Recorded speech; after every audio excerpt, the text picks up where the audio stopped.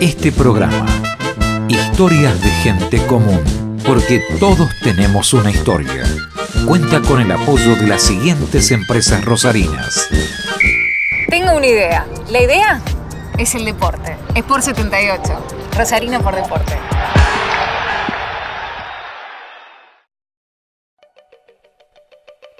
Un día te levantás y se te despiertan las ganas de hacer algo más. Sumar ese granito de arena. Pensás, hay tanto para hacer que no sé por dónde arrancar. Y si empezás por algo chiquito, algo que no te cueste tanto, como tomarte un colectivo para ir al trabajo. Así vas a ayudar a mejorar el tránsito, y eso nos ayuda a todos. Y no importa que no sea lunes, podés empezar un martes separando los residuos de tu casa. Ya le estás haciendo el trabajo más fácil a un montón de personas.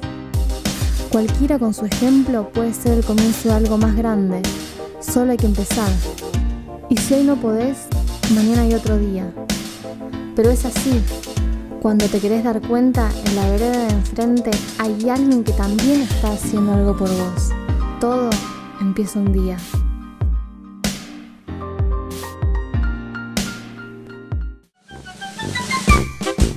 Hola, ¿cómo le va? ¿Qué dice? Esto es, por si no lo recuerda, Historias de Gente Común. Porque todos tenemos una historia. Hoy vamos con la historia de Claudio Daniel Joyson. Es más joven el entrevistado que el entrevistador. Y tiene historias para resolver sobre la ciudad. Porque esto, insisto, es Historias de Gente Común. Porque todos tenemos una historia. Vamos con una rarísima historia de alguien que viene a Rosario con 10 años. Ese es Claudio Daniel Joyson. Primera parte, señor director, ahora. ¿Cómo es tu nombre completo? Claudio Daniel Joyson. Joyson es con J y una sola I. Sí, y una S. ¿Y dónde es ese apellido? Mi abuelo paterno nació en Rusia, Ucrania, Bielorrusia. Por ahí. Seguramente por ahí, el oeste de Rusia. Quizá esa frontera con Polonia estaba muy desdibujada, entonces no se sabe. Y en la época de tu abuelo eso había terminado de ser el Imperio Austrohúngaro más o menos, y habían terminado los zares o por ahí. Él nació en 1903. Estaban los previo zares. a la revolución, claro. Y se vinieron por los pogroms. Mi bisabuelo materno y mi abuelo paterno. El abuelo paterno nació allá, mi abuelo materno nació en el campo acá en Moisevilla. Ahí me perdí. En Palacios. Entonces, ¿cuál es el apellido de tu vieja? Novik. Novik, con B corta y... CK. Ese sería bien polaco. Pero claro, ellos eran bielorrusos. Eran de la zona de Bialystok, que hoy es Polonia, pero antes era Bielorrusia. Esas fronteras y esos países variaron mucho. Y como yo supongo, los tipos llegaron al puerto y le dijeron, ¿cómo te llamas? Hassan. Sí. Y el analfabeta que estaba escribiendo... Sí. Y es como lo oyó. Pensá que no usaban ni el alfabeto... Que eran cirílicos. O era cirílico o era yiddish. Sí. Ninguno de los dos era de Ninguno alfabeto. de los dos servía. No. Con lo cual, pero el apellido de mi madre es un apellido muy común. El Novich. Sí, Novich. Está en Estados Unidos, está en todos lados. El apellido de mi padre no es tan común, por lo cual yo supongo que... ¿Con cuántos hijos vino el viejo Joyson? ¿Cuántos hijos hizo por acá? No, ¿Cuántos tíos muchos. tenés? No, yo tengo un solo tío, pero estamos hablando de los... Sí, yo tengo un solo tío. No, es poca, somos muy pocos. Mi abuelo, que nació en plena colonia agrícola, en el medio del campo, donde fue la primera inmigración en Palacios, Ruta 34, esa historia es impresionante. Tuvo 8 hermanos. O sea, eran 8, perdón. Y venían y la Jewish Colonization les daba una parcela a cada uno. En condiciones no había agua. No, nada. Nada. Pero se traían el maestro. Ah, claro. Bueno, yo te cuento, yo soy muy amigo desde cuando no tenés ninguna otra cosa que hola, con Gustavo Beitelman, que vino de Venado Tuerto a estudiar acá, porque acá había un maestro que enseñaba música dodecafónica, se llama Kruefel. Después se fue a Buenos Aires, ahora vive dando clínica de tango en Holanda y vive en París. E hizo, ya estando en Buenos Aires, para Juan José Jusí, la música de los Gauchos Judíos. Hizo 50 arreglos, cuando llegó a los 50 arreglos se fue a París diciendo, yo arreglé estos 50. Entonces me decía, Bigote, el único que tuve despelotes para hacer la música fue los Gauchos Judíos. Dice, y yo soy judío. Le digo, ¿cuál es el quilombo que tuviste? Que cada colectividad me pedía una musiquita distinta. En cambio, con las otras películas, con la música... Y si le iban 50, no eran 50 colectividades, pero cada uno venía de un pueblo y tenía una musiquita en la cabeza. Entonces, como le di bola, esa fue la que más discusiones tuve. Pero la otra cosa que me decía era eso, cada uno de ellos sabía qué pedirme. Ajá. Entonces eran instruidos musicalmente.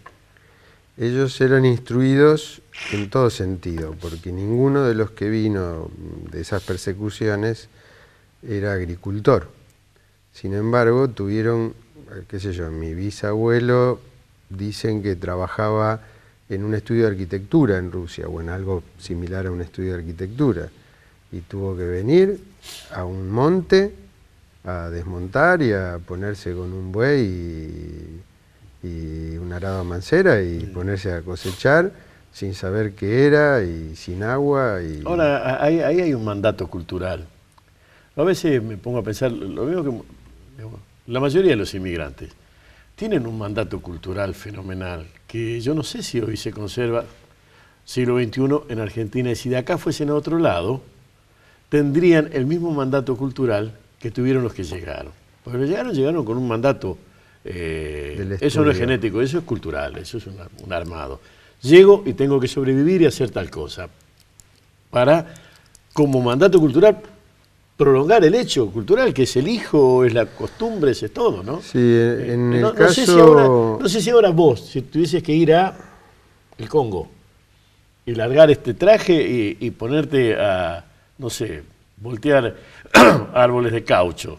Mentira, porque no están más, pero no sé si lo harías, no sé si lo haría yo. Nosotros recibimos el valor de la cultura como efectivamente como un mandato. Mi abuelo nace en 1908 en el medio del campo, en el marco de una colonización, sin ninguna infraestructura, ni luz, ni agua, ni nada. Él tiene 7 hermanos más. En el medio del campo, todos terminan lo que sería una especie de secundaria. Estamos hablando 1920. Y elige en la familia uno de los 8 hermanos para que en condiciones miserables se vaya a vivir a Buenos Aires a estudiar medicina. Y toda la familia se sacrificó para que ese hijo vaya a estudiar medicina a una pensión de mala muerte y se reciba de médico, y los demás trabajaron para poder de a poquito sostener ese avance cultural. Y para nosotros eso fue una imagen que nos marca a fuego. Entonces, digamos, más allá de vivir en el medio del campo, lo que sería la selva africana, ellos pudieron desarrollarse de otra manera, por esa impronta cultural. Bueno, entonces si uno tuviese que pensar, Argentina como parte de América, pero Argentina, para no el 2014, para el 3014, porque eso es un arrastre de siglos, ese mandato, esa pulsión. Yo no sé, vuelvo a hacerme la pregunta, yo no sé si mis tataranietos lo harán. Yo creo que no, que hay una especie de lasitud, que nos vamos aflojando, que la sociedad nos va dando demasiadas cosas fáciles. Se me ocurre. No sé, me parece que depende más de lo armado que se familiar. transmite, así. Creo que la sociedad no está premiando el estudio, Mm. eso está claro. Sí, no, creo que está sacando las bases del estudio, ya no.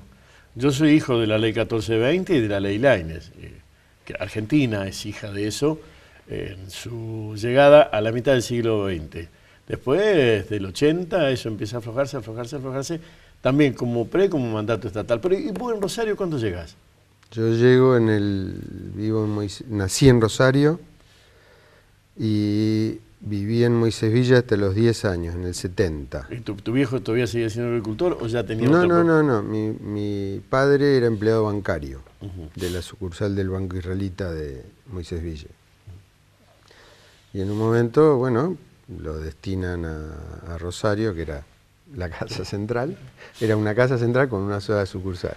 Y nosotros vivíamos en la sucursal. Claro. Y vinimos a vivir a Rosario. Para mí fue una alegría, digamos. Siempre me gustó, mis abuelos paternos vivían acá. Para mí era Nueva York.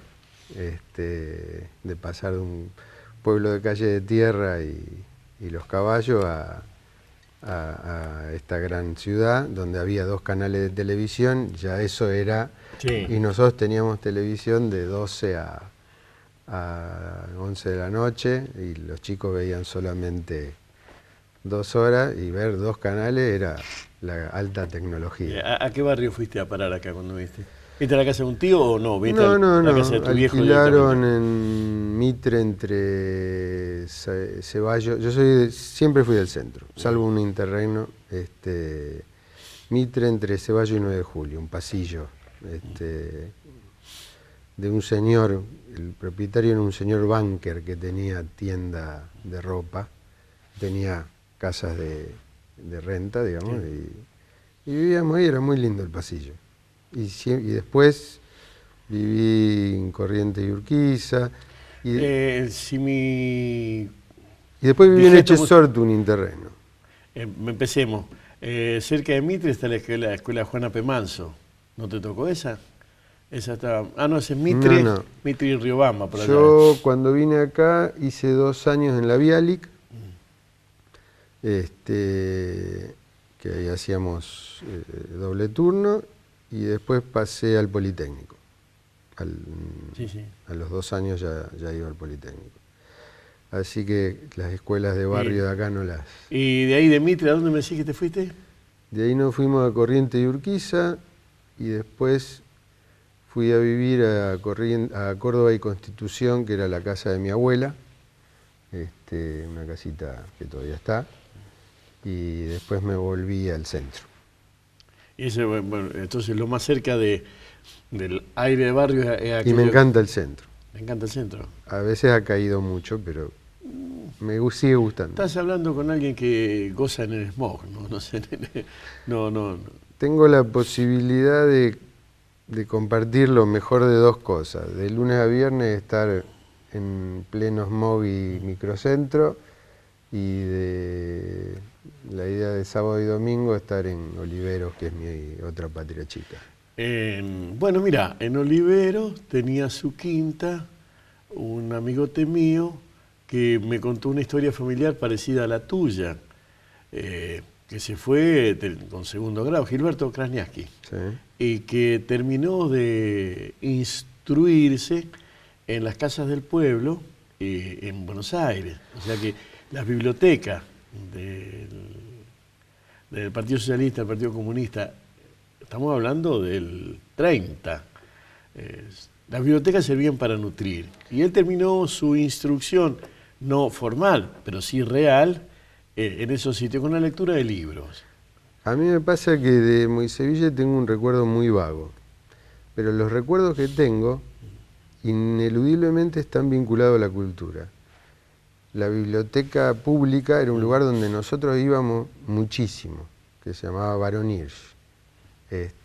Y era un lugar que aún hoy recuerdo así perfectamente. Después había un cine-teatro donde todos los domingos íbamos a ver cine. Teníamos en nuestro palco con los chicos así de la escuela. se hacían los actos y siempre era el recuerdo de decir, las obras de teatro de Buenos Aires pasaban por ese teatro. Y siempre había orquestas o había... el movimiento cultural en una colonia como esa fue desproporcionado. Y es lo que yo considero que le decretó en algún punto la muerte. Porque mis bisabuelos vinieron inmigrantes, o mi abuelo en el caso paterno, porque él vino a un pueblito cercano que se llama Monigotes, que es otra colonia periférica. La generación de mis padres, en su gran medida, se criaron ahí, vivieron ahí, la mayoría hicieron la secundaria ahí, pero casi todos se fueron a estudiar la terciaria a Santa Fe, a Rosario. Donde había terciaria. Muchos volvieron, muchos no.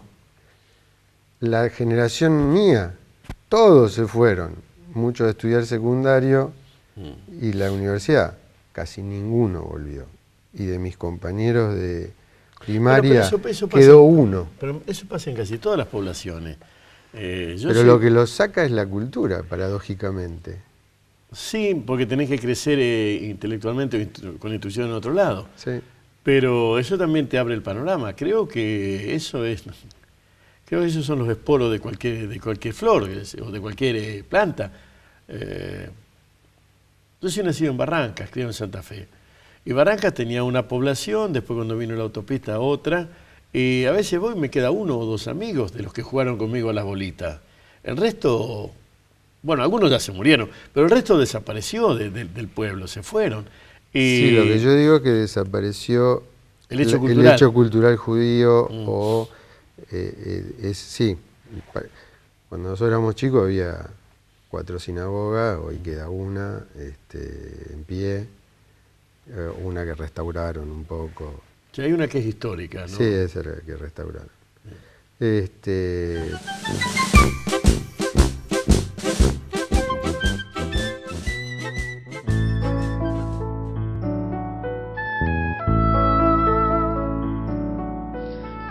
Quiero que me mire si no sabe que no soy uno más entre los muertos.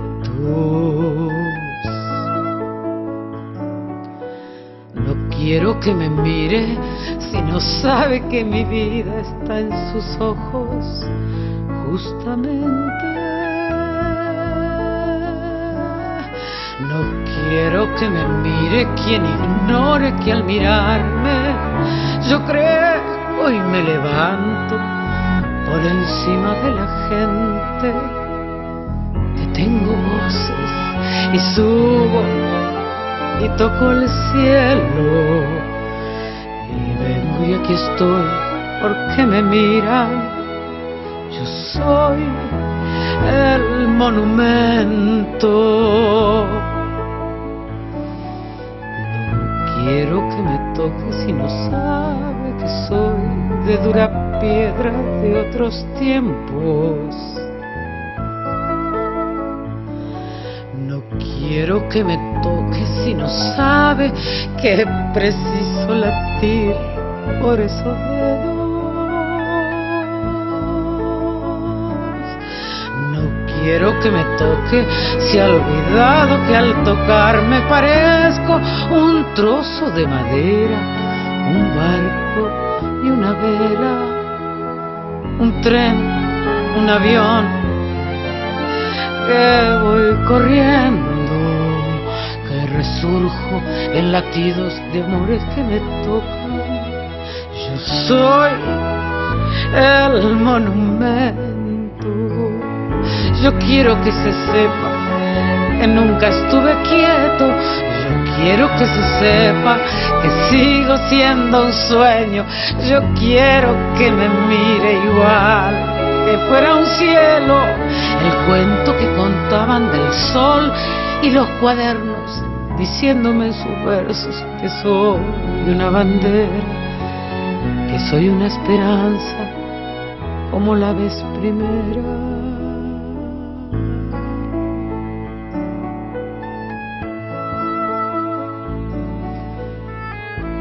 quiero que me mire si no sabe que mira su rostro en un espejo.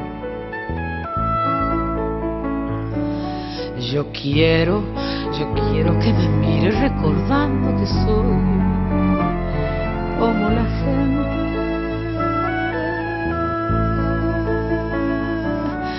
No quiero que me toque, se ha olvidado la historia de mi cuerpo, compuesto de ilusiones, amores y recuerdos, ejércitos y madres y trigo y un labriego que me soñó diciéndole en su puerta: soy Juan, tu monumento.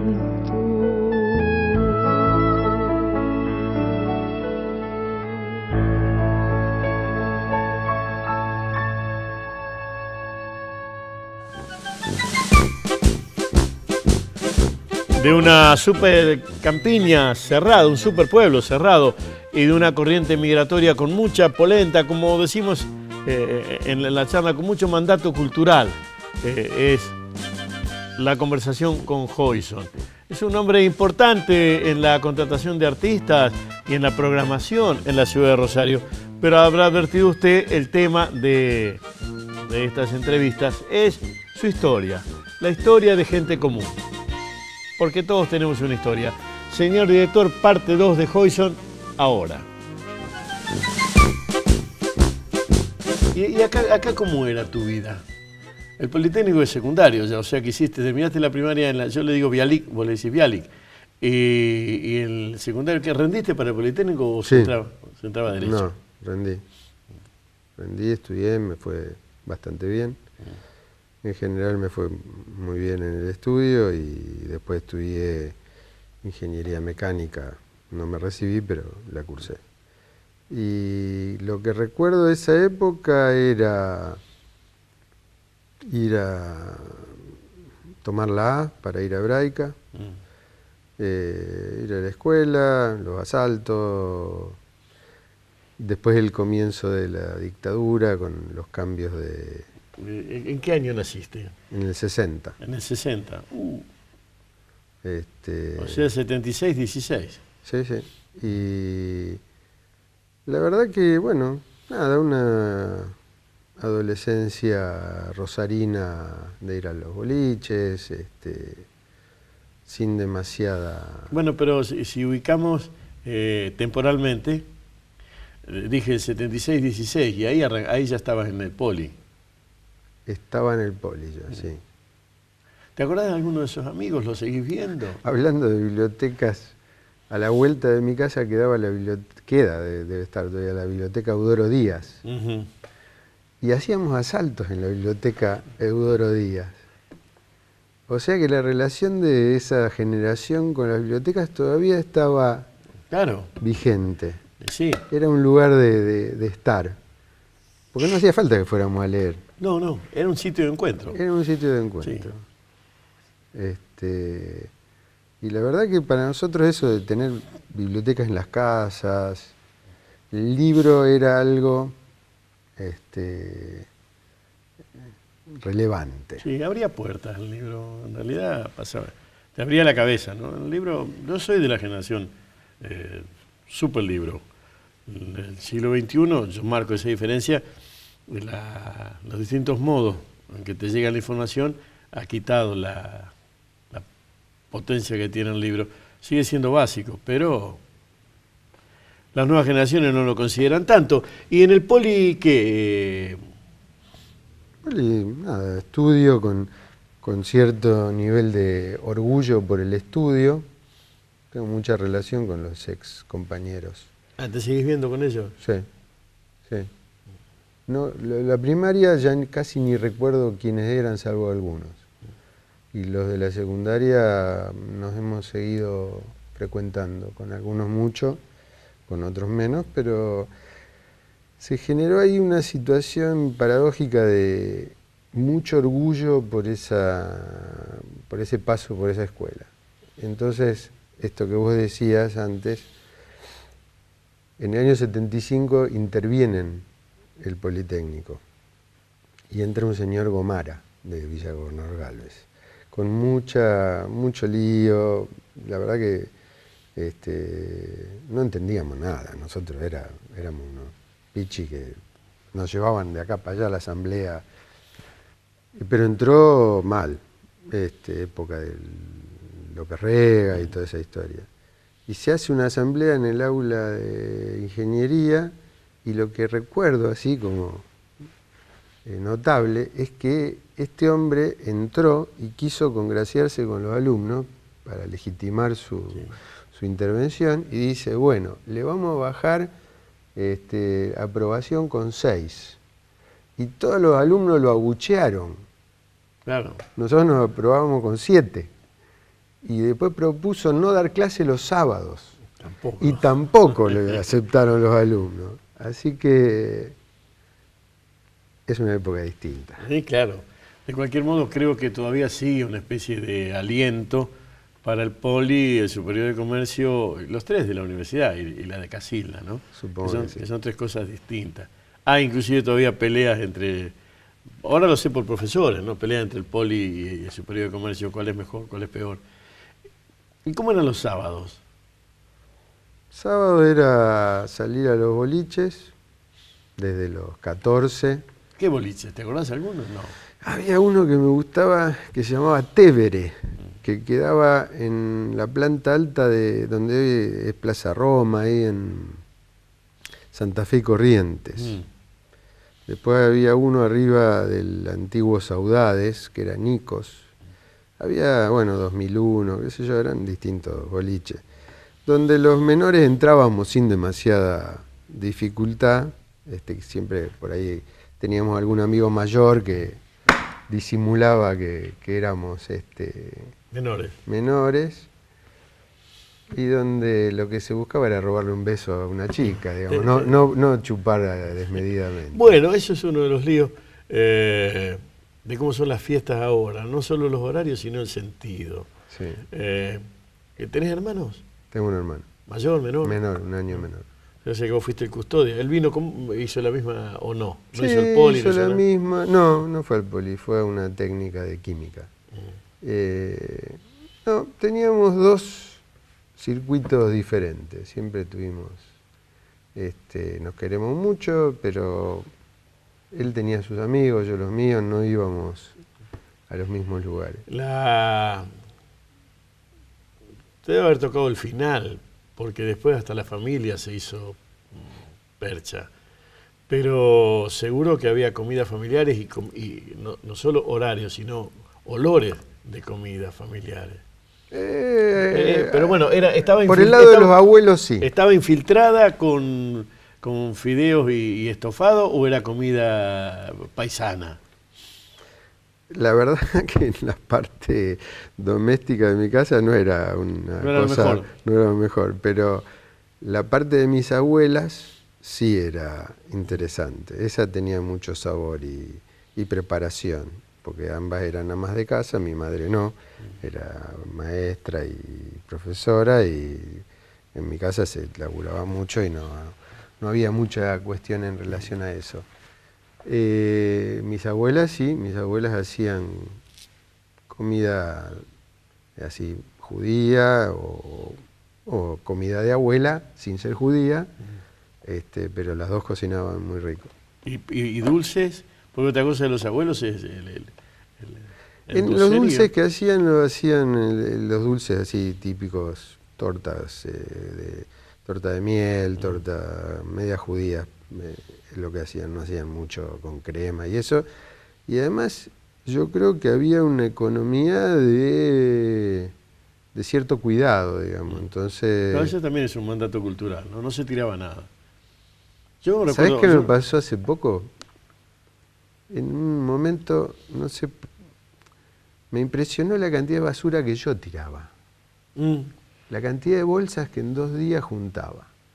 Entonces puse en Facebook para mis amigos una pregunta: ¿cómo era antes? Y entonces hay gente que no se acordaba. Y yo recordaba que en la casa de mi abuelo se sacaba un paquete de papel de diario atado con piolín. Claro.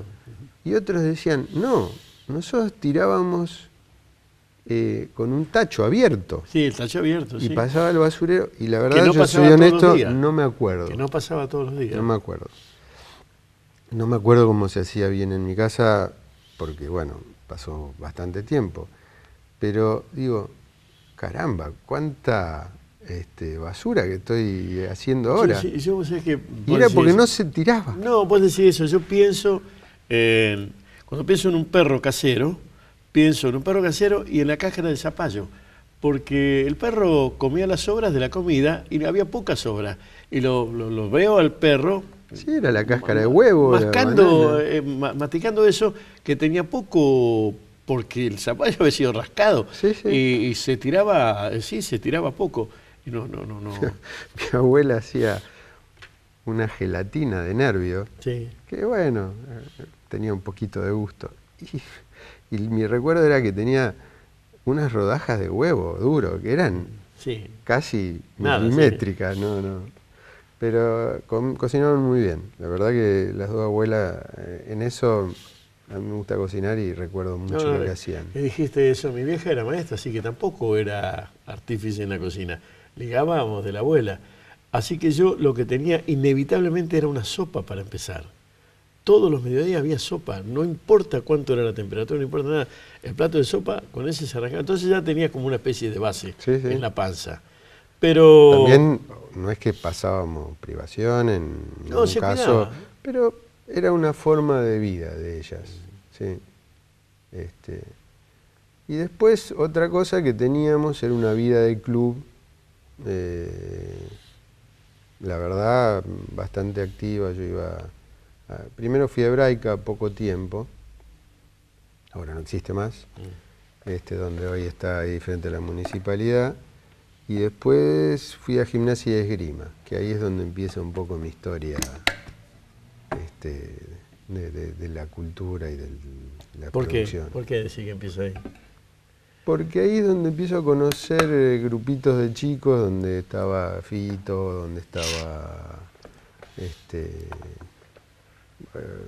sé yo, bueno, Carlos Muria, o no me acuerdo si estaba Fabián Gallardo, pero se armó ahí un grupete. Y empecé a estudiar guitarra con Grande Castelli, Santiago Grande Castelli. Bueno, Gustavo Beiteman, la última que me contamos, dice, contame algo, ¿qué quedó de ese viejo? Porque la mitad de la historia de la música en Rosario, de Pasó un por modo ahí. u otro, pasó por Grande Castelli. Era un gran maestro, Sí. digamos. Bueno, estudiaste... Yo era teatro. muy croto. Bueno, empezaste a estudiar ahí. Bueno, y después, pasado la parte más brava del temporal de la dictadura y la predictadura, porque uno de los peores recuerdos que tengo de adolescente fue en el 75, no fue en la Y dictadura. si lo que me contaste era post-Perón y antes del golpe, o sea, con la Chabela, lo que me contaste del 75. Una noche en el 75, un sábado de la noche, íbamos a un boliche y éramos pibes. Y recuerdo haber, donde hoy están unos hilos ahí por Morrison, hay una semillera, o había una semillera, un cruce pasando el Jockey, había un boliche que se llamaba Magú, y fuimos por ahí. Y a la vuelta, sobre la vía, lloviznaba y vemos dos luces. Y cuando vamos caminando, 4 pavotes, veo sobre la luz de un torino que estaba parado, un caño de una escopeta. ¿Y qué hacen acá? ¿Y para dónde van? ¿Y qué sé yo? ¿Y qué hacemos? ¿Los llevamos? ¿No los llevamos? Como éramos 4, qué sé yo, nos hicieron pegar un buen julepe y nos hicieron salir corriendo. Que por las dudas tampoco salimos corriendo, pero esas cosas, en una época donde se podía salir de noche sin tanto problema, te van dejando marcado los allanamientos en las casas, pero después, bueno, ya quizá en el 79 ya se empezó 78, relajar, y ya el tema de la música se empezó a mover un poco. Bueno, todo el tema del rock nacional tiene un gran auge ahí. Así que nos empezábamos a juntar con esa barra así del club, y un poco y a estudiar un poco música, y a empezar a salir de noche a este bar Saudades. Y la verdad que me empecé a integrar en esa cosa, y qué sé yo, Fito venía a tomar la leche a mi casa, vivíamos relativamente cerca, o íbamos a la casa de él, y se armó un grupo ahí de adolescentes interesados más que nada por la música, quizá. Cada uno estudiaba en su colegio, no era, pero buscábamos las revistas, escuchábamos discos, que era muy difícil porque...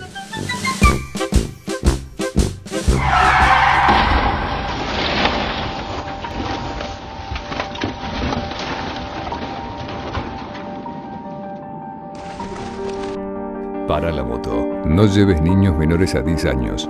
Más de 50 operativos de control por semana. Nosotros te cuidamos, cuídate vos también. Municipalidad de Rosario. Un día te levantás y se te despiertan las ganas de hacer algo más. Sumar ese granito de arena. Pensás, hay tanto para hacer que no sé por dónde arrancar. Y si empezás por algo chiquito, algo que no te cueste tanto, como tomarte un colectivo para ir al trabajo. Así vas a ayudar a mejorar el tránsito, y eso nos ayuda a todos. Y no importa que no sea lunes, podés empezar un martes separando los residuos de tu casa. Ya le estás haciendo el trabajo más fácil a un montón de personas. Cualquiera con su ejemplo puede ser el comienzo de algo más grande. Solo hay que empezar. Y si hoy no podés, mañana hay otro día. Pero es así. Cuando te querés dar cuenta, en la vereda de enfrente hay alguien que también está haciendo algo por vos. Todo empieza un día.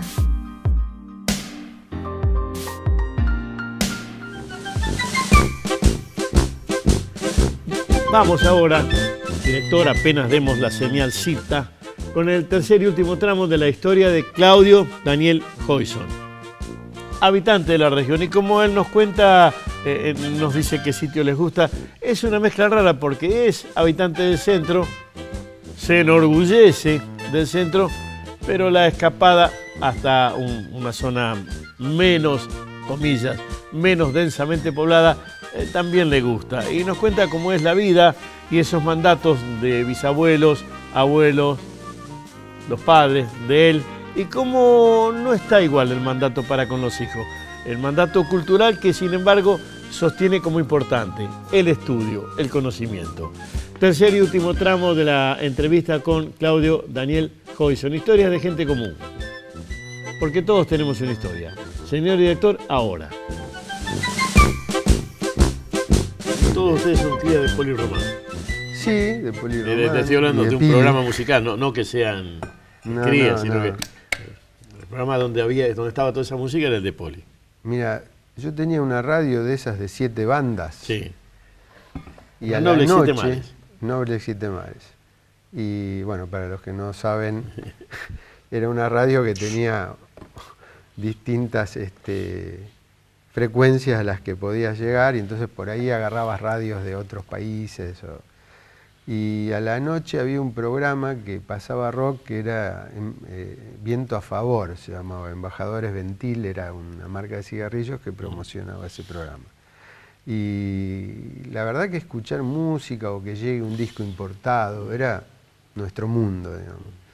Y ahí me empecé a vincular con eso y a tratar de tocar la guitarra y a escribir algunas poesías de adolescente despechado, y llegamos un día a armar una agrupación. Esa agrupación se llamó Neolalia. Neolalia. Sí. No sé quién le puso el nombre. Y éramos un montón.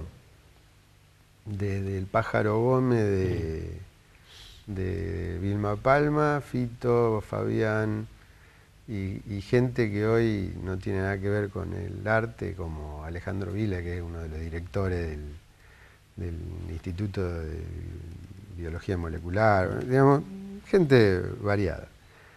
Y copiábamos el modelo de un grupo que tenían los Vitales, que se llamó MIA, Músicos Independientes Asociados, donde dentro de ese gran grupo de gente vos te podías reunir libremente con alguno de esos.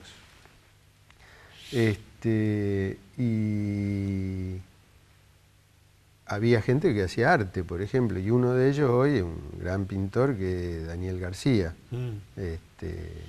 Entonces, Daniel García dibujaba el programa, otro no sé qué, y hicimos una primer presentación, yo creo que fue en el 78, 79, en Empleado de Comercio. Donde con muy cara dura yo leí unos poemas porque tocar no era mi fuerte y descubrí que me gustaba más organizar que estar arriba del escenario. Lo sentí directamente. La verdad no fue muy bien, muchos recuerdos porque era la época de hacer un recital con tacho de aceite y un celofán arriba, y la verdad muy lindo fue. Al poco tiempo hicimos otro en la Labardén, en la vieja Labardén. Sí. Esas fueron las únicas 2 presentaciones de Neolalia. Y también fueron del más famoso de todos esos chicos, que es Fito, su debut en un escenario. Pero bueno, la verdad muy buena onda, que yo ni se disolvió ni siguió. Fueron las gestiones que se hicieron. No, me acuerdo y que de ahí te empezaron a encargar, hacerte cargo. O me hago cargo. Después me pasó un hecho muy particular, que fue, nosotros nos juntábamos todas las noches, ya en el 80, en ese bar de Entre Ríos y Santa Fe. Era la bohemia, la pequeña bohemia nuestra. En una mesa estaba... no en el Laura. No, en el Saudades, sí. Enfrente al Laura. Sí. Y era todo el ambiente ahí de la Facultad de Humanidades, y estaba Baglietto y Goldini, qué sé yo, y estábamos en los ensayos, pero todas las noches estábamos ahí. Y en un momento me pasa que, bueno, en el 80 mis padres se van a vivir a Buenos Aires con mi hermano y yo me quedé solo. Y como viajaba todos los fines de semana a ver a mi familia, y no teníamos ni teléfono ni nada, en el 81, mis padres vivían en el 11, qué sé yo, pero yo estaba siempre los fines de semana en Buenos Aires. Tomaba el tren y me iba a Buenos Aires. Y lo ven a Baglietto, un señor que se llamaba Julio,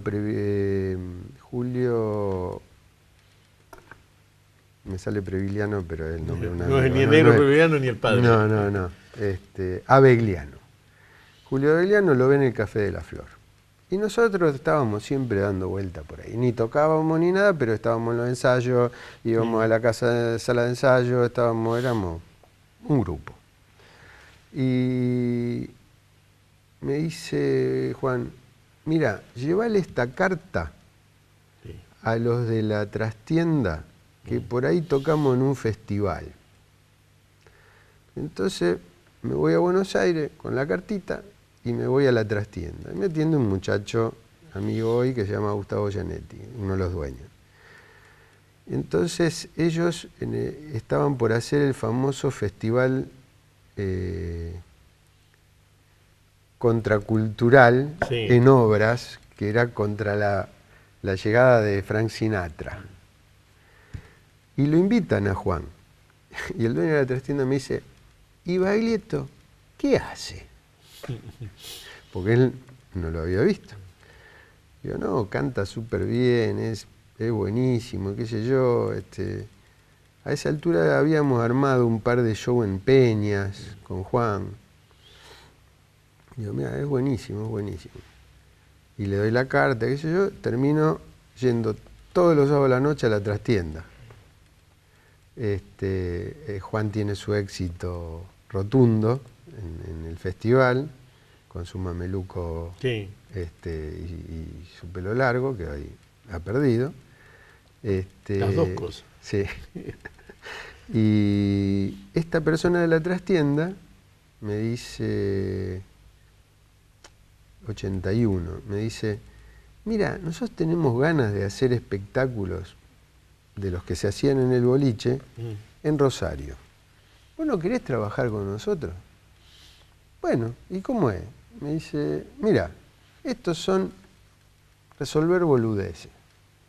El problema es que son 18.000 boludeces todas juntas. Y me puse con ellos y al poco tiempo hicimos 2 shows en el Astengo, que era como pasará, Sí. primera división. Y era, un show fue de Dino Saluzzi y otro show era de El Cuarteto Supay. Ellos tenían toda esa línea de música nacional. Y bueno, ya ahí decidí que ese era Y ahí seguiste. ahí era el camino. Tenía otras cuestiones, participaba en esa época, teníamos un grupo que hacía una revista alternativa que se llamó Acuarela, que la verdad, para lo que era la revista alternativa, tuvo mucha predicamento en esa época, vendíamos 1.200 revistas cada edición.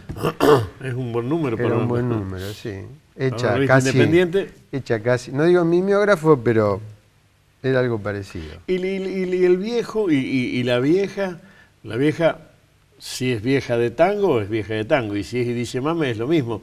El nene no se le hizo ingeniero, ¿cómo manejó eso? Y no le gustó mucho. ¿Están vivos tu viejo? No, mi padre murió en el 93 y mi madre está viva, sí. Me dijiste un tonito raro cuando dijiste no le gustó. No le gustó, no le gustó. No se pusieron en contra, pero no era la idea. Y yo Sí, creo que en realidad bueno, porque ese puse toda la mandato carrera por eso. Ese mandato es mi hijo el doctor, o sea que no hay mucha variable.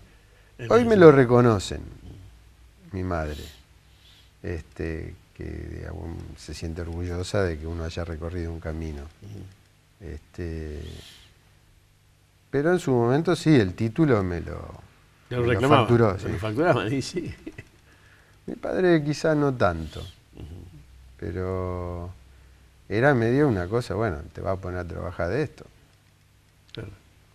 Igual hice un montón de trabajo, no solamente daba clases particulares, qué sé yo. Igual mis padres me ayudaban, no es que... No. Y nada, después me puse en pareja, qué sé yo, y después fue trabajar en eso porque es lo que sentí que era mi vocación. ¿Y hijos? Tengo una hija de 27 años y un hijo de 20. ¿Alguno está tutelado por vos haciendo lo mismo o se rajaron a otro lado?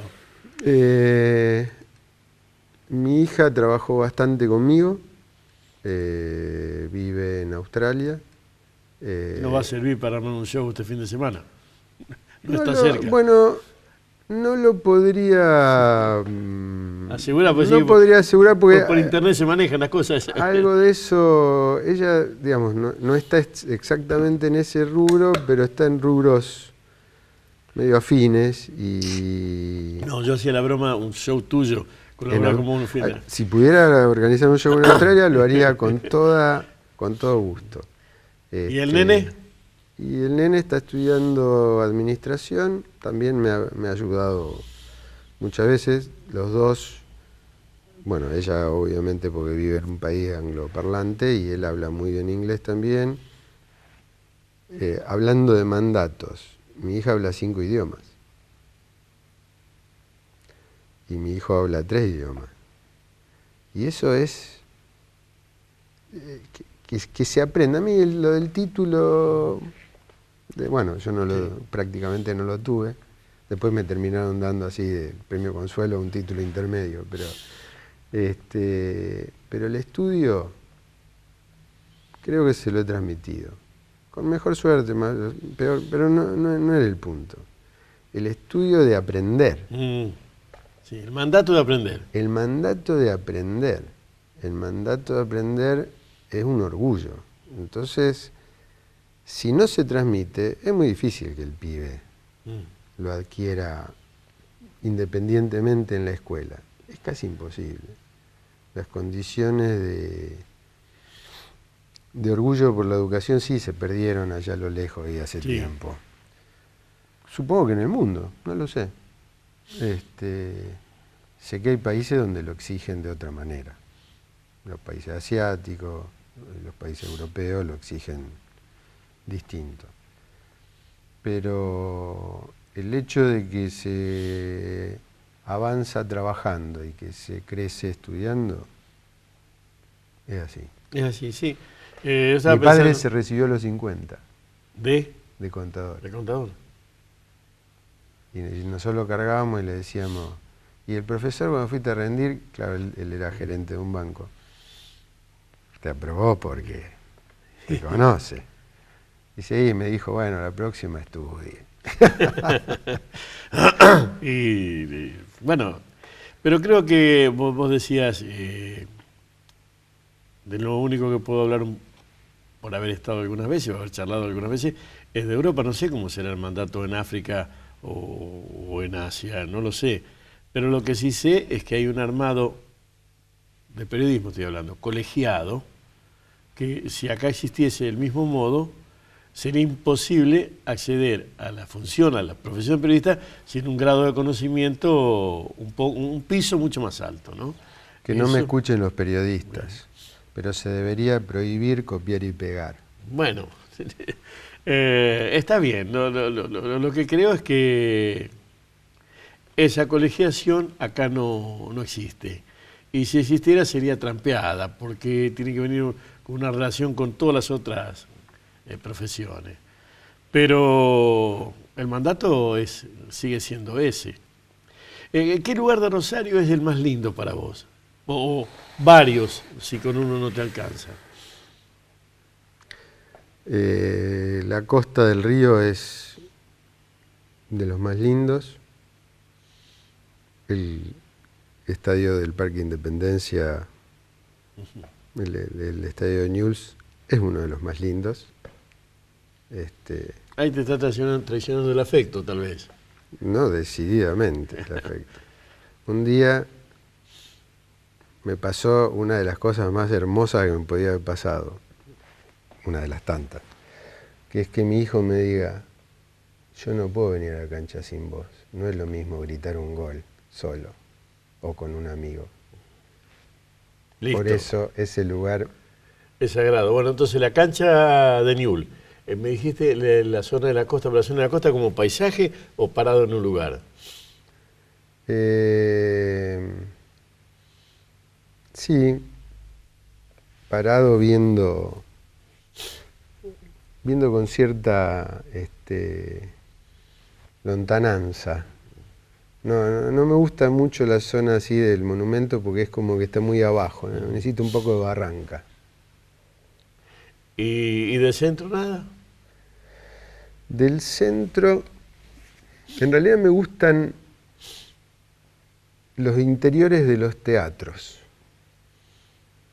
a oscuras. Eso es bien smog, bien humedad. En el interior de los teatros, con las luces apagadas, hay humedad. O Sí, se me ocurre hay un aroma, sí, hay un aroma. Hay un aroma a encierro también. A encierro, a madera. Sí. Ese aroma es... Todos, las tengo, el círculo, la comedia. Aún lugares que quizás no son tan renombrados, pero esos lugares de Rosario me gustan mucho. Sí. ¿Y con qué frase o con qué concepto venderías Rosario para que vengan, para que se queden? para que se queden a vivir, para que vengan a pasear. Vos es el que venderías Rosario. ¿Para qué lo venderías? Yo volvería a insistir con la cultura del arte y la cultura del trabajo. En algún punto tuvimos como un pico en relación a eso, donde te decían, Rosario, la ciudad de la cultura. Tal vez hasta el Congreso de la Lengua. Tal vez hasta el Congreso de la Lengua, sí. Fue un pico. Sí. Un pico más para nosotros que para los de afuera. El Congreso de la Lengua para nosotros fue mucho más relevante que lo que se transmitió. Y después hemos tenido algunas dificultades que ya no nos identifican como la ciudad de la cultura. ¿Cómo venderías Rosario? Dándole más énfasis a eso. Cerramos. Sí. Te agradezco. Bueno, gracias a vos.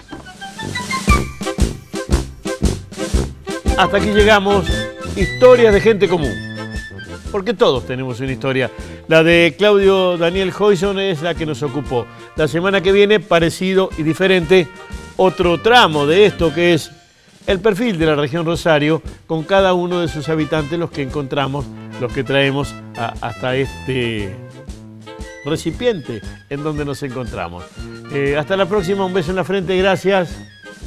Este programa, Historias de Gente Común, porque todos tenemos una historia, cuenta con el apoyo de las siguientes empresas rosarinas. Tengo una idea. La idea es el deporte. Sport 78.